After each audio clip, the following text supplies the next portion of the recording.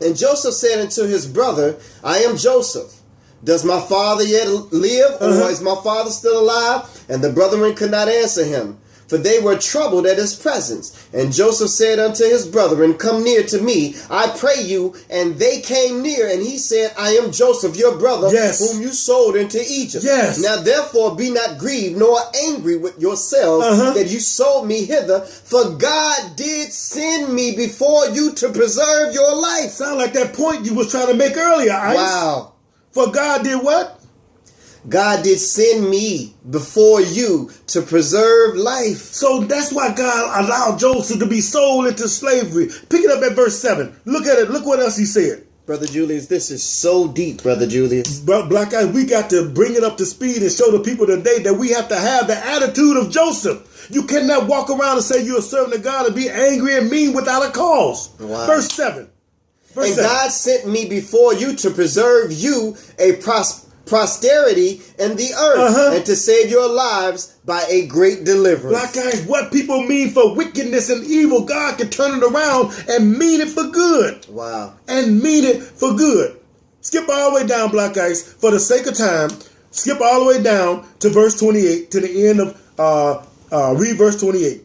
Verse 28. And Israel said, it is enough. Right, because they called Joseph, had him go down into the land and Canaan and bring Jacob, his father, back to Egypt, to the land of Egypt, and that's where he ended up dying. Go ahead, Ice. And Joseph, my son, is still alive. I will go and see him before I die. Now, I will go and see him before I die, and he did that.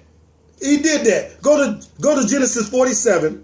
And let's show this, let's get this point here, black guys. Genesis 47, brothers and sisters. Genesis 47. This is so important because now you just found out, brothers and sisters. Now you just found out how the children of Israel, brothers and sisters, came into the land of Egypt. Yes. Through this one man, Joseph, whose brothers was responsible for him being sold into slavery. It all begins to start to line up. So let's go ahead. Genesis 47 and verse 27. And verse 27. 47 and 27. Go ahead, Isaac. And Israel dwelt in the land of Egypt. Right? Go ahead. In the country of Goshen. And they had possessions therein, and grew and multiplied exceedingly. Wait a minute, we ain't reading about Israel in no captivity right here, are we? We're not reading it. Continue at 28, Ice. Verse 28. Yes. And Jacob lived in the land of Egypt 17 years. Right. So the whole age of Jacob was 147 years. Go ahead, Ice. And the time drew nigh that Israel must die. And he called his son Joseph and said unto him, If now I have found grace in thy sight. Showing you that grace didn't just start with Jesus, brothers and sisters. What? Now that I have found grace in thy sight, or if now I have found grace in thy sight, put, I pray thee, thy hand under my thigh, and deal kindly and truly with me. Bury me not, I pray thee, in Egypt. So now, Jacob didn't died in Egypt, but he wasn't buried in Egypt. Let's go to Genesis, the 50th chapter, Ice. Genesis 50th chapter. And pick it up and start reading that verse 1. Genesis 50 and 1. Let's learn something on the way to learning something nice. Come on. And Joseph fell upon his father's face and wept upon him and kissed him. And Joseph because he had died. Go ahead, Ice. And Joseph commanded his servants, the physicians, to do what? To embalm his father. Oh, so embalming ain't new, is it? That's not new. Who practiced embalming first? The Egyptians did, sisters and brothers. Read it again, Ice. And the physicians embalmed Israel. And 40 days were fulfilled for him, for so are fulfilled the days of those which are embalmed. And the Egyptians mourned for him 70 days. That's 70 days. Skip down to verse 7. I said, come on. And Joseph went up to bury his father, and with him went up all the servants of Pharaoh, the elders of his house, and all the elders of the land of Egypt, and all the house of Joseph, and his brethren in his father's house. Only their little ones and their flocks and their herds they left in the land of Goshen. Wow. Continue at verse 9, Ice. Go ahead. And there went up with him both chariots and horsemen, and it was a very great company. The book don't even say how many. This is how much this man was loved. Continue, Black Ice. And look what happened. Here we go, Ice. Here we go. Go Verse ahead. 10. Yeah. And they came to the threshing floor of Atad, which is beyond Jordan. And there they mourned with a great... Now they done made it back to the land of Israel, to the threshing floor of Atad, that's beyond Jordan, in the land of Israel. And what happened, Black Ice? And it said right here, brothers and sisters, and they came to the threshing of Atad, which is beyond Jordan, and there they mourned with a great and very sore lamentation, and he made a mourning for his father 7 days. And what happened? What happened, Ice? And when the inhabitants of the land... Oh, the Canaanites is in the land of Israel. What became Israel now? And when the Canaanites of the land, when the inhabitants of the land, the Canaanites, saw the mourning of the floor of Atad, they said, "This is a grievous and mourning to the Egyptians." To the who? To the Egyptians. Wait a minute. They couldn't tell the difference, brothers and sisters. Color. This is a great mourning for the Egyptians because they all looked alike. But it was Israelites, but they had the company of the Egyptians with them. Wow. Read it, Ice. Verse 11. Yeah. Verse 12. No, 11. And when the inhabitants of the land, the Canaanites, saw the mourning of in the floor of Atad, they said, "This is a grievous mourning to the Egyptians." Wherefore the name of it was called Abel Mizraim, which is beyond Jordan. So now where do we see that word Mizraim at, Ice? All the way back when it goes to the 3 sons of Noah. When it came to Cush, when it came and Ham, the children of Ham. But so that's why I read the Psalms. Israel dwelt in the land of Ham. So Shem, one of Noah's sons, dwelt in one of his brothers' land, the land of Egypt. That's right. The land of Egypt, sisters and brothers. So then after he buried Joseph, skip down to verse 14 and we're gonna move on, Ice. Verse 14. Go ahead. And it reads. And Joseph returned into Egypt, he and his brethren, and all that went up with him to bury his father, after he had buried his father. So now, let's go to Exodus chapter 2, Exodus chapter 1, Black Ice. Israel is still in the land of Egypt. They are prospering, they are flourishing, and they have not been enslaved. We're talking Black history, Black Ice. I like that. Black history, Black Ice. We're going to go to the book of Exodus. Chapter 1 and verse 1. Exodus 1 and verse 1. Brothers and sisters, this is so important when it comes to the education of your children, brothers and sisters. And you are speaking to them about the history of their people, the lineage of their people, brothers and sisters. Yeah, of course, in American schools, it starts pretty much when it comes to getting human cargo from the African continent, brothers and sisters, during the slave trade. But this right here is not taught, brothers and sisters.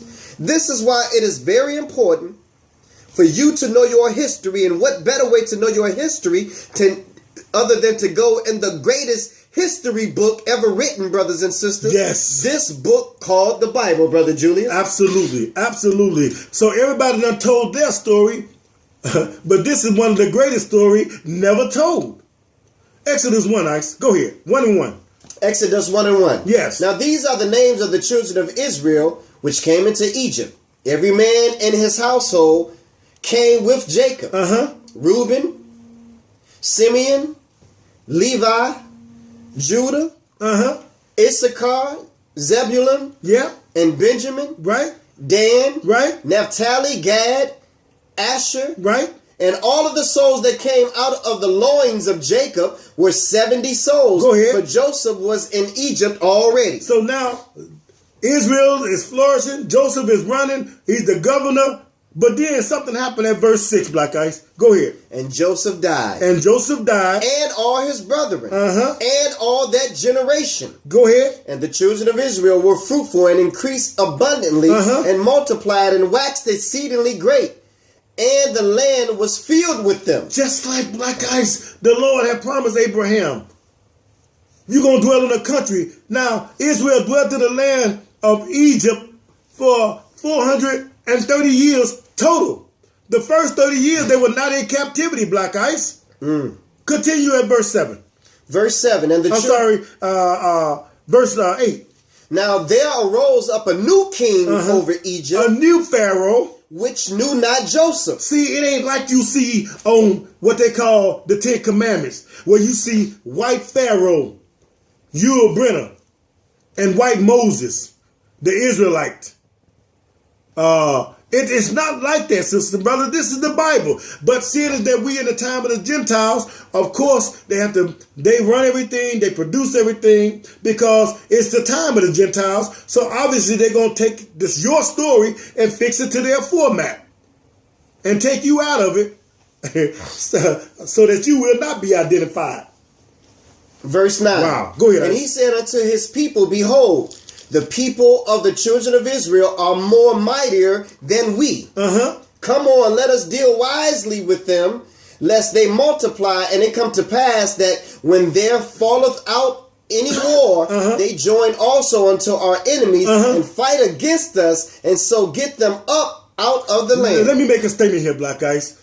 While the Lord had Joseph, the Israelite, in the land of Egypt, Egypt prospered, didn't it? Saved lives, built pyramids, made Egypt great, because the book said that Joseph taught the Egyptian senators their wisdom. Now a new Pharaoh comes up that know not Joseph, so now what happens? Over time, when you take away the servants of God who is trying to rule the land according to the law, statutes, and commandments of God, and you begin to break away from them, now the land begins to hurt, don't it, Ice? Absolutely. And brothers and sisters, we want you to know that just like God doesn't change, and the Spirit of God doesn't change, right? Satan doesn't change, and the Spirit of Satan doesn't change, brothers and sisters. This sounds real familiar. That Pharaoh would say this, brothers and sisters, and the United States of America would say this also as well, brothers and sisters. What happened during the time of the Civil War? Wow. When the North fought against the South and the South fought against the North. It was slaves that it was in the South that broke away from the South to fight on the side of the North against the South, brothers and sisters, because it was the South that had been oppressing them, brothers and sisters. Wow. So understand that anybody that lives in this country, America, anybody that is a part of what they call minority, and that's a term that they use, brothers and sisters, they are always afraid that we will remember what this country had once done to us under 400 years of slavery, under Jim Crow, under the civil rights movements, and we will begin to join on to evil factions like ISIS and other people and fight against the country, brothers and sisters. That's always been a fear of America, but now you know where it came from. There's nothing new under the sun. We're talking about biblical black history, brothers and sisters, and we're not here on the POET network. We're going to go ahead and end this section and go into our next and final section, our fourth section, brothers and sisters, of biblical black history. Told by the prophets of the Bible. Told by the prophets of the Bible, brothers and sisters. Stay tuned.